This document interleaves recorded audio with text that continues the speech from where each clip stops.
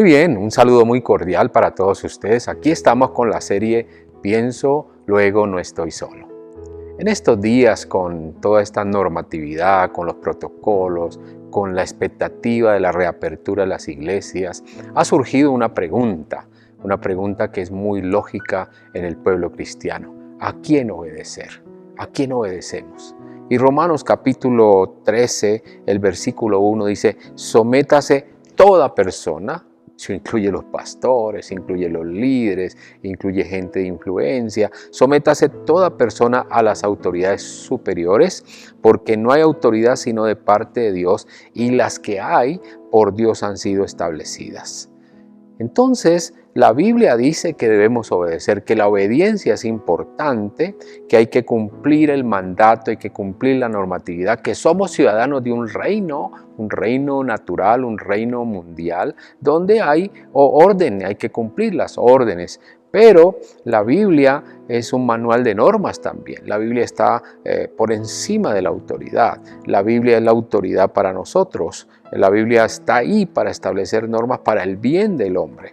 La Biblia nos da normas para vivir bien, para vivir en sociedad, para vivir bien en la familia, para vivir bien en la educación. Dios premia a las personas que son obedientes. Dios está de acuerdo con el orden, con la obediencia. Ahora, hay una frontera muy delgada, una frontera muy estrecha entre si obedezco a los hombres o obedezco a Dios. Y ahí es donde está la inquietud de muchos líderes en nuestro país. Sométase, dice Romanos, toda persona a la autoridad.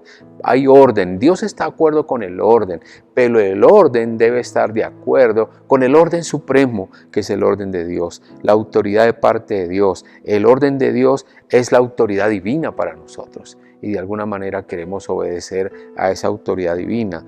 Dice el versículo 2 de Romanos 3, de modo que quien se opone a la autoridad, a lo establecido por Dios, resiste, y los que resisten acarrean condenación para sí mismos. Aquí el punto clave es la autoridad no está, como dice la Escritura, para infundir temor. La autoridad no está para infundir temor, sino para hacer el bien. Y aquí donde estamos entonces en la discusión de la autoridad, lo que nos están pidiendo, las normas que nos están dando, ¿para qué es? ¿Para hacer el bien o es para impedir que podamos honrar a Dios como autoridad principal? Entonces, si hacemos el bien, no tendremos temor. Si hacemos el bien, no tenemos por qué ser condicionados por la autoridad. La mejor posición de acercamiento a la autoridad es el diálogo, hermanos queridos. Es el acuerdo, no es usar la fuerza, sino usar la paz, la tranquilidad, porque la autoridad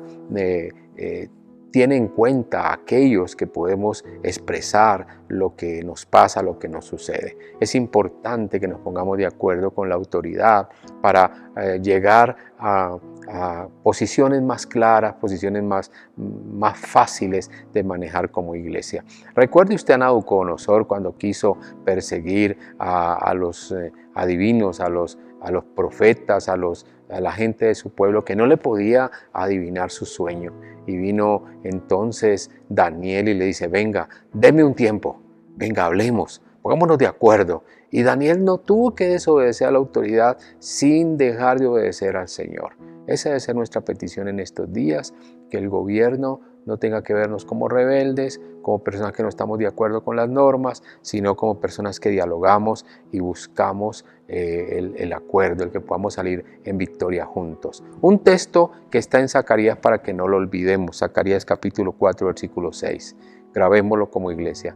No es el poder ni la fuerza, sino por mi espíritu, dice el Señor de los ejércitos. No es por el poder y la fuerza, sino por mi espíritu, dice el Señor de los ejércitos. Mis hermanos, en la historia de la iglesia no ha ganado las victorias por ser violenta, sino por tener el poder de Dios. Pienso, luego no estoy solo. Nos vemos en la próxima.